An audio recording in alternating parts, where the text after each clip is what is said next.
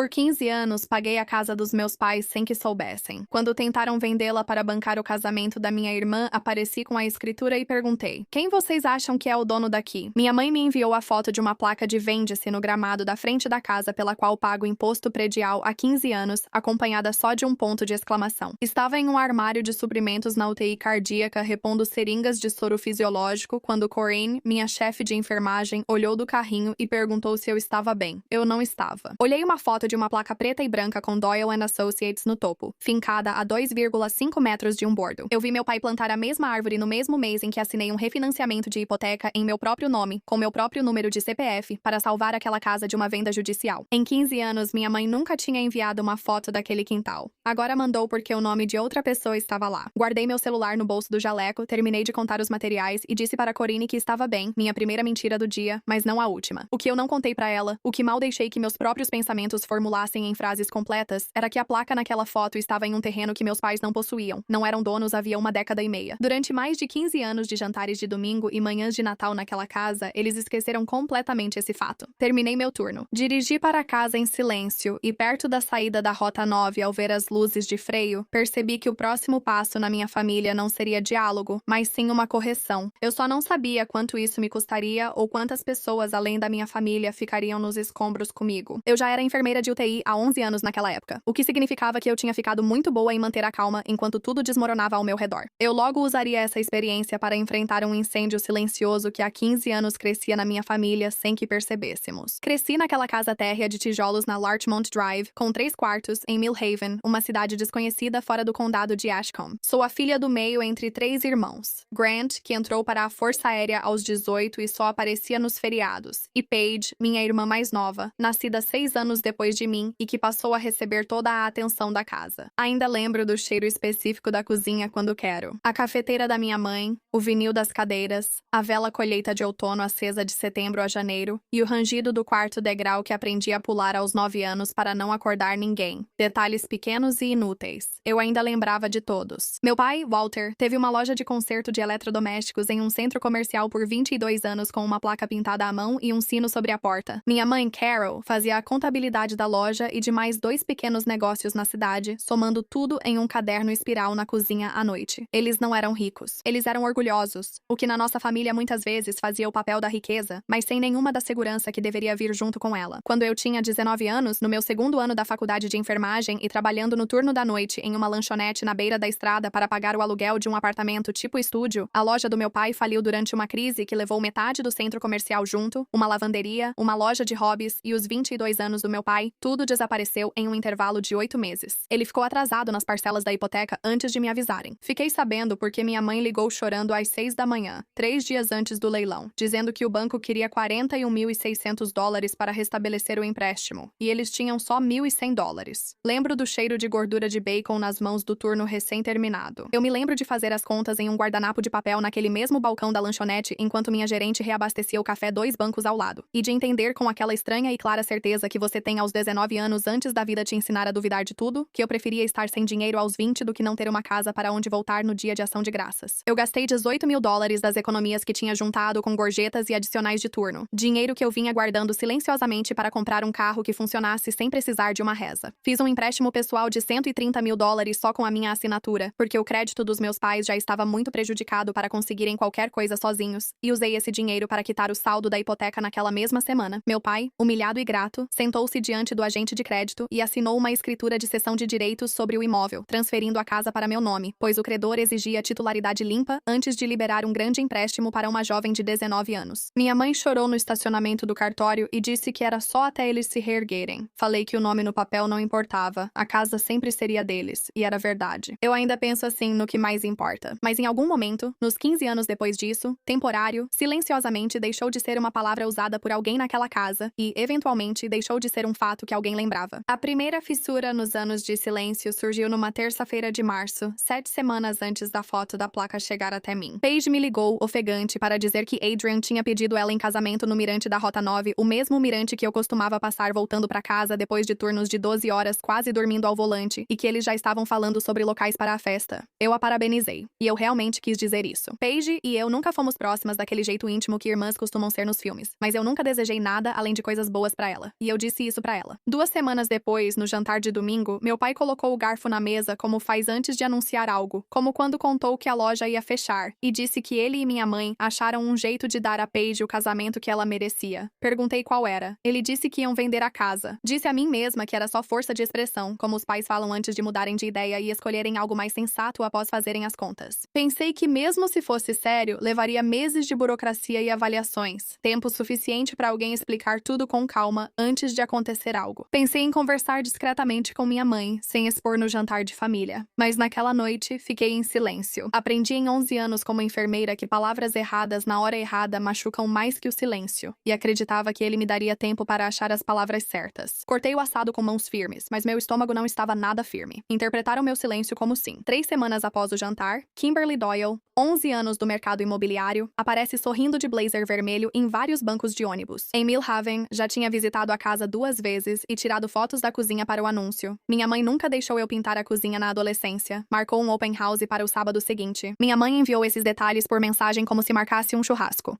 Open house. Sábado, das 11 às 2, quem afirma que o mercado está aquecido agora. Ao invés de responder por mensagem, liguei e minha mãe colocou no viva voz para meu pai ouvir. E quando eu disse com cuidado que não achava que eles podiam fazer isso sem falar comigo antes, a voz do meu pai ficou fria e definitiva de um jeito que eu senti até os dentes do fundo. Isso não é decisão sua, Elise. A casa é nossa, não é sua casa. Lembro exatamente onde estava quando ele disse isso. Na minha cozinha, pano de prato na mão, torneira aberta e arroz esfriando no fogão. Lembro de pensar, atordoada e incrédula, que ele não mentia para me machucar. Ele realmente acreditava naquilo. 15 anos vivendo dentro daquelas paredes, pagando as contas, varrendo as folhas, reescreveram a escritura na memória dele, até que a versão em papel deixou de importar para ele completamente. Eu desliguei sem responder. Minhas mãos tremeram por 1 hora e queimei o arroz. Passei de carro pela casa naquele sábado, indo para um turno que começaria em 6 horas, dizendo que só precisava de leite do posto 2 ruas à frente.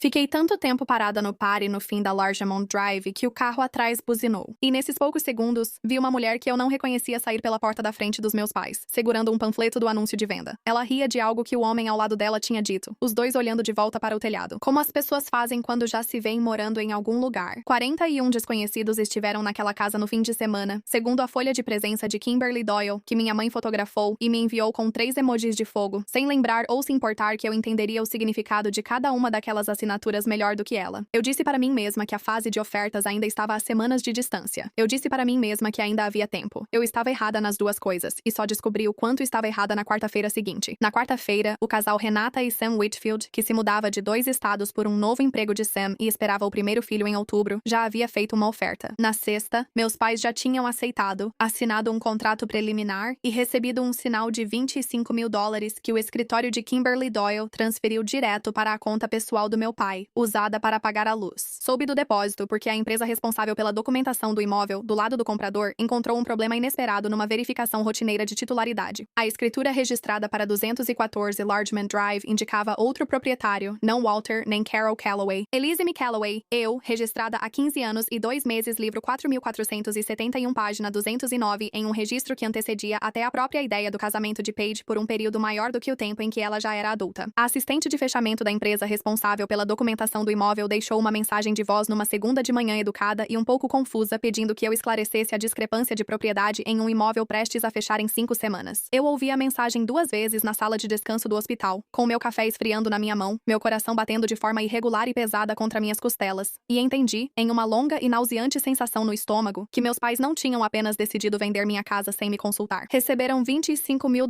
de desconhecidos por vender uma casa que nunca foi deles. Em 29 dias, esse erro viraria problema legal de alguém, com ou sem minha intervenção. Retornei a ligação com as mãos trêmulas e pedi os documentos por escrito. Fiquei no carro na garagem do hospital por um tempo antes de dirigir. Não liguei para meus pais, mas sim para uma advogada. Dana Ferris tinha 14 anos de experiência em direito imobiliário, um escritório sobre uma lavanderia na Quinta Rua e um jeito de ouvir que me fez sentir, após semanas, que eu não era a louca da história. Coloquei na mesa a escritura de renúncia, 15 anos de extratos de hipoteca, recibos de imposto predial da Caixa à prova de fogo e o correio de voz da empresa de títulos. Ela leu o documento 2 vezes, conferiu o banco de dados do cartório na tela para confirmar livro e página e então me olhou por um tempo antes de falar. Legalmente, ela disse, isso não é complicado. Você é a única proprietária registrada. Seus pais e o corretor não podiam vender esta propriedade. E o contrato com os Whitfields é nulo, pois não tinham o que transferir. O complicado, ela disse olhando para mim, é que seus pais pegaram $25.000 de um casal grávido que conta com uma data de fechamento. Se o depósito não for resolvido corretamente, eles podem ser alvo de uma alegação de fraude, não só de romper contrato. Naquela semana, ela me enviou ao cartório do condado para obter cópias autenticadas, e uma funcionária de lá, Farah Haddad, mulher de fala mansa que há 6 anos trabalhava no balcão de registros, deslizou pelo balcão o planta do loteamento de 1998 e a escritura de 15 anos atrás. Para mim, juntos lado a lado, disse sem ser indelicada. As pessoas esquecem que só o papel não muda de ideia. Fiquei no balcão com os 2 documentos e senti um aperto na garganta que não era causado pela luz fluorescente. Dana também me apresentou a Owen Baptiste, oficial sênior na Harbor County Title, com 9 anos de experiência nesse tipo de caso. Ele chamou de pendência no título de propriedade, como médicos dizem lesão, clínico, despreocupado, como se já tivesse visto muitas vezes e nunca fosse grave. Owen explicou que, se eu não agisse, a empresa responsável pela análise do título do imóvel enviaria uma notificação formal da irregularidade na titularidade a todos. A conclusão da venda ficaria suspensa, e o dinheiro de sinal dos Whitfield, que estava em uma conta de custódia, não na conta corrente do meu pai, que por si só já era outro problema, se tornaria o centro de uma disputa para a qual ninguém estava preparado. O sistema foi criado para detectar isso, ele me disse ao telefone, com papéis farfalhando ao lado. O assustador não é a papelada, mas o que ocorre entre familiares antes dela chegar. Ele estava certo. Tentei resolver discretamente antes da papelada chegar. Fui a Larchmont Drive, numa quinta à noite, e sentei na mesa da cozinha, onde fazia lição de álgebra sob a luminária pendente que ainda zumbia levemente quando esquentava. Falei aos meus pais, de forma delicada, que entendia o desejo deles de realizar o sonho da Paige com o casamento e queria ajudar, oferecendo minhas economias para contribuir financeiramente. Sem condições, ajudaria no que precisassem, mas a casa não podia entrar no plano, pois nunca foi legalmente deles para ceder. O rosto da minha mãe misturou confusão e ofensa. Meu pai travou o maxilar como sempre faz quando decide encerrar uma conversa antes de começar. Você sempre teve ressentimento porque Paige consegue as coisas facilmente, ele disse.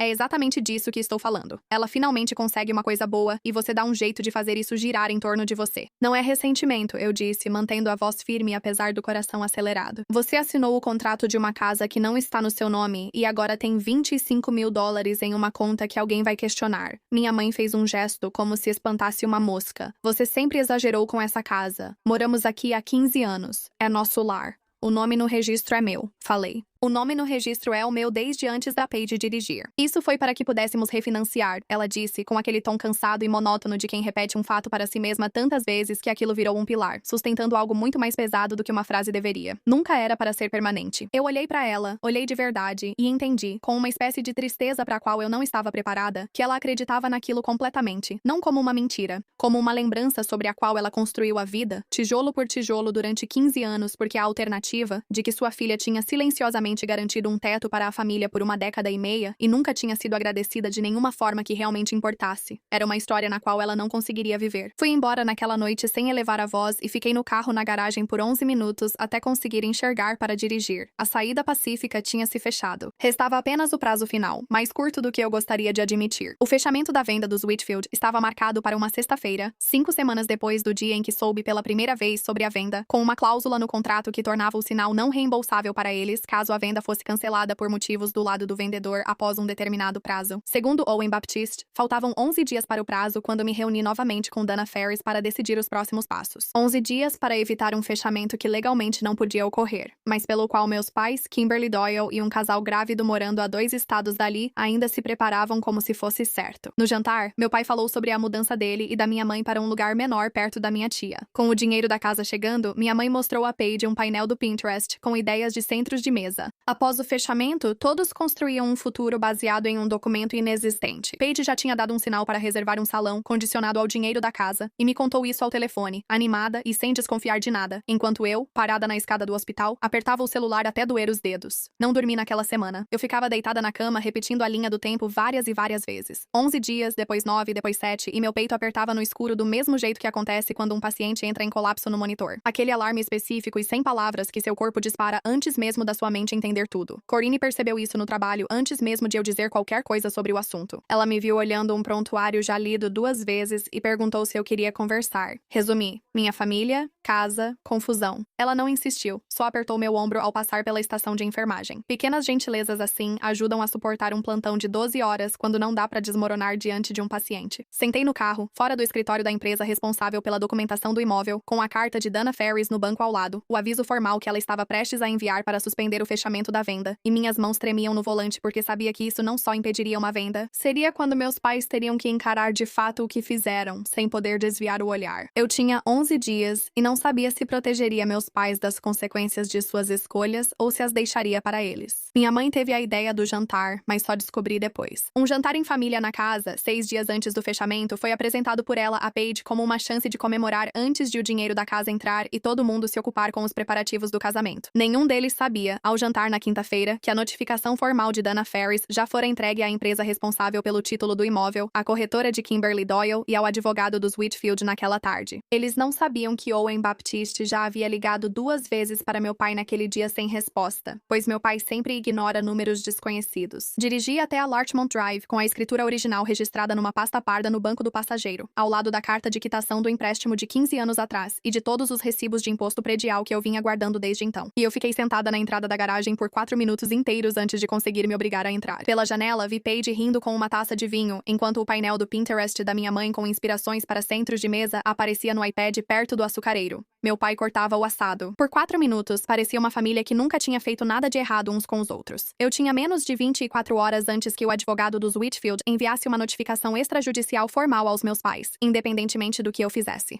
Dana já tinha me contado isso por telefone 1 hora antes. Aquele jantar seria a minha última conversa com meus pais antes que a versão dessa história que estava num processo no tribunal substituísse a versão que existia na nossa cozinha. Meu celular vibrou no bolso. Era Dana. Uma mensagem curta. Aviso entregue. Diga o que precisa hoje à noite. Guardei o celular, peguei a pasta e entrei. O ambiente ficou em silêncio, como quando algo já deu errado, mas ninguém falou. O sorriso da minha mãe durou meio segundo a mais. Meu pai largou a faca na mesa e disse: "O que é isso?" Não era pergunta, e sim aviso. Abri a pasta e pus a escritura em cima. Livro e páginas circulados com a mesma caneta vermelha que usei há 15 anos para marcar um dia no calendário guardado em uma caixa no armário. Essa é a escritura de garantia desta casa, eu disse. Registrada há 15 anos em outubro. Esta é a carta de quitação do empréstimo que fiz para salvar a casa da execução hipotecária. Estes são 15 anos de comprovantes do imposto predial, todos pagos com dinheiro da minha conta. Olhei para meu pai, minha mãe e para Paige, que parou o copo de vinho a caminho da boca. Agora vou fazer uma pergunta, e desta vez eu quero mesmo uma resposta. Quem exatamente vocês acham que é dona deste lugar?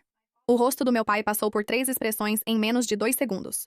Confusão, depois defensiva e então algo que parecia quase medo. "Esta é nossa casa", ele disse, mas sua voz já não tinha a mesma certeza de antes. "Moramos aqui há 15 anos. Vocês moram aqui há 15 anos porque garanti uma casa, não porque fosse realmente de vocês. Ela é minha desde a semana em que quase a perderam, quando você disse que seria temporário." Mostrei a escritura com a data. "Não é mais temporário, pai. Há muito tempo não é. Você só nunca perguntou." "Alguém está ligando", disse Paige ao ver o celular vibrar na mesa. Número desconhecido e código de área de 2 estados dali. Ninguém atendeu. Caiu na caixa postal e logo começou a vibrar de novo. Deve ser os Whitfields ou o advogado deles. "Você recebeu $25.000 deles por uma casa que não era sua, sabendo que não poderia vender. A empresa responsável por verificar a titularidade do imóvel descobriu isso há 3 semanas. Desde então, tenho um advogado. É isso que tento dizer há 1 mês." Minha mãe levou a mão à boca, e meu pai sentou devagar, como se os joelhos não consultassem o corpo. "Você não..." Ele começou e parou.